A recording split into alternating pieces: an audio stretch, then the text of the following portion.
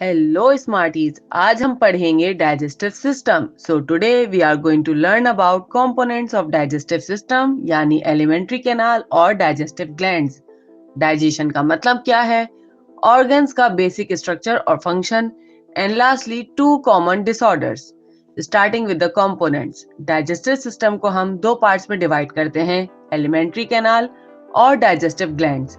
Elementary canal, जिसे हम path of digestion भी बोलते हैं, उसमें सबसे पहला पार्ट है mouth, which is just external opening which opens in buccal cavity which has teeth and tongue, और यहाँ से 5% डाइजेशन होती है। Food is then transfer to the pharynx, जहाँ से फूड ट्रांसफर होता है एसोफेगस तक, जो कि 25 सेंटीमीटर लॉन्ग फूड पाइप है। This is a muscular tube where digestion doesn't happen, but its muscles does a movement called peristalsis. And with the help of peristalsis यहाँ से फूड ट्रांसफर होता है स्टमक तक, जिसकी शेप लेटर जे की तरह है, and digest 10 to 20% of proteins and fats. Then food is transferred to the small intestine where 70 to 90% digestion completes, and then from here this digested food is transferred to the large intestine, and here around 10% digestion occurs, and finally rectum and anus from where digestion takes place. Digestive glands include salivary glands which produces saliva, liver produces bile, gallbladder which stores the bile, and lastly pancreas which produces pancreatic juice. Now the question is, what is digestion? Digestion is a process in which large and complex food particles are broken into simpler, smaller and diffusible form which is absorbed in blood. In easy words, जो food हम खा रहे हैं उसमें बहुत large और complex molecules हैं, जिनको एब्जॉर्ब करने के लिए स्मॉल और सिंपल मॉलिक्यूल्स में ब्रेक किया जाता है। दिस ब्रेक डाउन और digestion can be of two types, mechanical and chemical. Mechanical digestion में ऑर्गन के मसल्स की मूवमेंट की वजह से ब्रेक डाउन हो रहा है, जैसे च्यूइंग में टीथ और टंग की हेल्प से ब्रेकेज है, जबकि स्टमक में मसल्स चर्निंग करते हैं जिससे ब्रेकेज होती है। But in chemical digestion, enzymes from saliva, gastric juice and pancreatic juice complex molecules को सिंपल मॉलिक्यूल्स में कन्वर्ट करते हैं। We will discuss this in detail in each organ. Let's have a look at the structure and function of organs of alimentary canal. The muscular tube that starts from mouth and ends at the anus. So the food enters buccal cavity from mouth, which is transferred it to the pharynx, then to larynx, and then to esophagus. In mouth, digestion starts by chewing with the help of teeth, tongue, as well as saliva. जब food pharynx से esophagus में transfer होता है तो larynx में मौजूद epiglottis trachea यानी wind pipe को क्लोज करता है ताकि फूड सांस की नाली में ना जाए।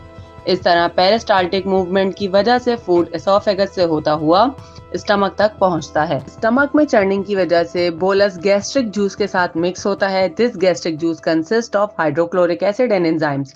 Acid kills bacteria while enzyme help to digest proteins. Now bolus is called chyme. After a few hours, chyme is transferred to small intestine, जो कि तकरीबन 6 मीटर लंबी हाईली कॉइल्ड ट्यूब है। स्मॉल इंटेस्टाइन 3 पार्ट्स में divided है, duodenum, jejunum और ilium. When chyme enters duodenum, the bile stored in gallbladder is released along with the pancreatic juice from pancreas, which will complete the digestion. This bile is produced in liver but stored in gallbladder. Pancreatic juice digests carbohydrate, proteins and fats, while bile helps to digest fats only. The digested food will be now absorbed in blood through villi present in ileum. Small intestine में absorption के लिए surface area को increase करने के लिए जो folds हैं उनको villi कहते हैं।